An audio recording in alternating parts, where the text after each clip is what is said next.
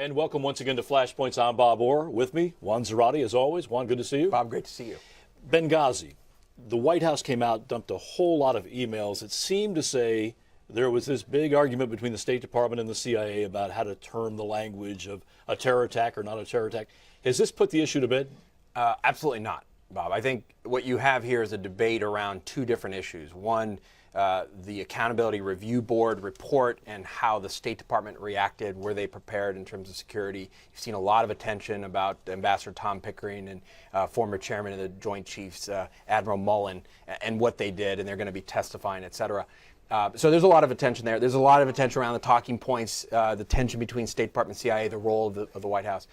All that's interesting, Bob, but I think it misses a fundamental question and point, which is, was there at the start of the attacks, when the attacks started, was there an assumption that this was a terrorist attack?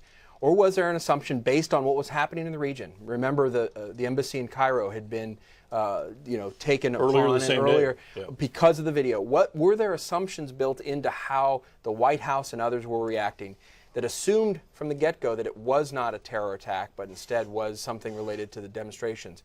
Obviously, we know that people understood this was al-Qaeda related, that this was not related to the video, and that's part of the talking point debate. But the key question from my perspective is, did this impact the way that we responded? Because if we thought it was a terrorist attack, there should have been an assumption that there was potentially follow-on attacks to come, and that meant resources should have been scrambled to get at least close to the region in case there were more attacks to follow in North Africa. So you're saying if we made the wrong assumption at the outset that this was just an outgrowth of a protest, we may have been a little bit back on our heels rather than forward-leaning with response? That's exactly right. And so all the debate now is kind of how we talked about it after the fact. But I think a key question, and one that wasn't answered by the State Department review, because that review was not about what happened in the White House or what happened in terms of interagency coordination.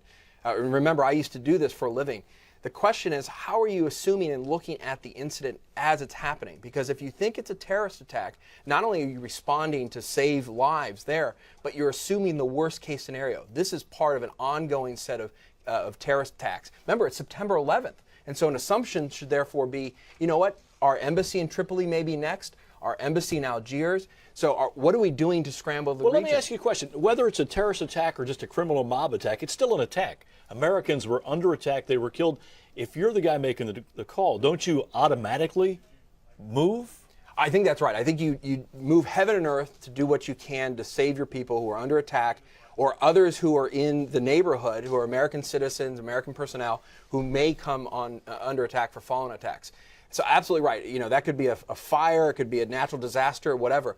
But what I'm saying is, if it's assumed it's a terrorist attack, if the assumption from the get-go is that, it's not only that you're responding to the actual attack, but you're assuming the worst in terms of follow-on. You're prepositioning. Exactly. And I think that question hasn't been asked, and the debate that's going on isn't going to get us that answer. And frankly, the answer may not be political in nature. It may be that people just had the wrong assumption as they were looking at and hearing about the attack as it was unfolding. Let me ask you one real quick point, and then we'll wrap this one up.